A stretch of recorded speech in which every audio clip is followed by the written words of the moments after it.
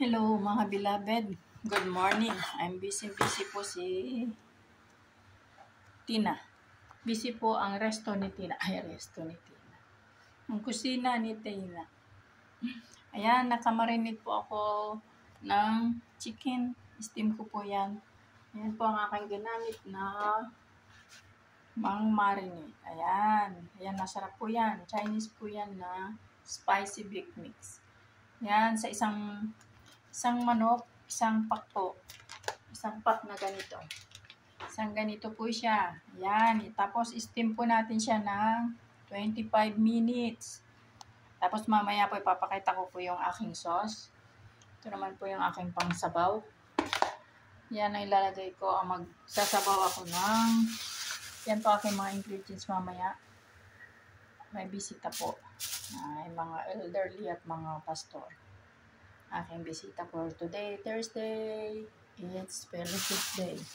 Yan, magluluto naman na po ako ng beef brisket na may papaya.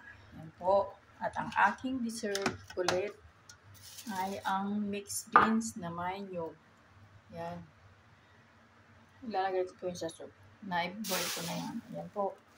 Yan, carrot sweet yan po. Yan ang ingredients ng aking soup. Ayan ang aking, sama-sama po yan. Ayan po ang aming gulay for tonight. Ito naman po ang aming lunch. Ras si Ate Tina. Ayan ang aming lunch with noodles. Ayan po, busy day. Happy day, enjoy life. Enjoy your job and will bless you. Yan po. God bless. It's Thursday. Ayan si Aling Tina.